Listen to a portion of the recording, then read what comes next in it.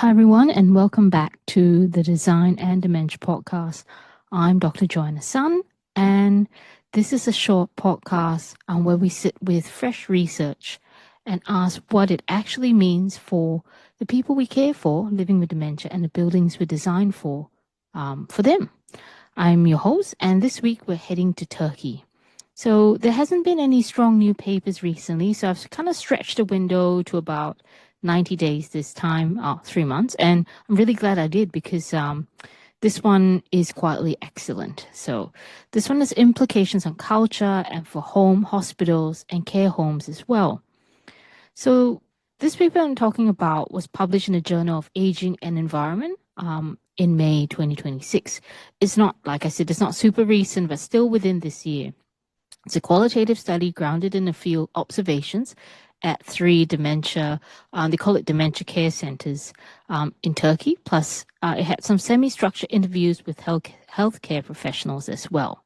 The researchers compared what they found against the Fleming and Bennett design principles from the World Alzheimer's Report 2020, and the links are in the blog. So three big things stood out for me for this paper. The first is the layout. When corridors were short and sight lines were clear, residents moved with much more confidence. When corridors ran long and looked the same at every turn, agitation went up. And it's such a simple, unglamorous finding, but you can feel it every time you walk into a well-designed household model, where you live. The second bit that's really interesting is sensory comfort, warmth, warm colors, natural daylight, soft artificial lighting, quieter rooms, familiar furniture. All of that is calming for the brain that's working hard just to keep track of the day.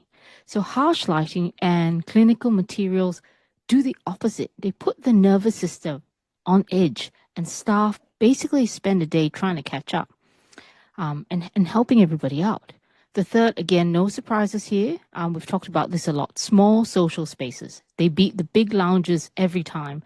A table for three, an armchair pair near a window, a little nook off the main corridor.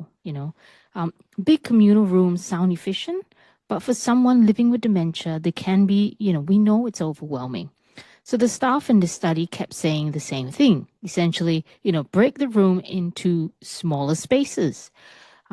There's a really lovely humility in this paper. The authors are very clear that you cannot just import the principles wholesale into a new country.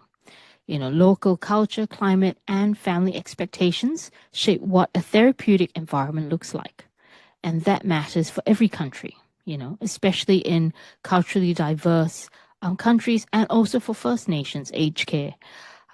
Yeah. So, what can we take from that? The building is, again, part of the care plan. Shorter corridors, more daylight, softer light, smaller lounges, warmer materials, and rooms that let people see where they need to go.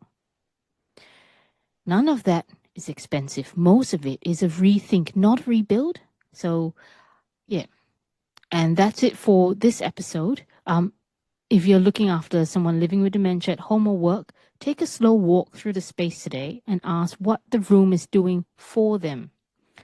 So, yeah, and that's all from me. So, thank you for listening. Take care of yourself, take care of each other, and I'll catch you in the next episode. Thank you.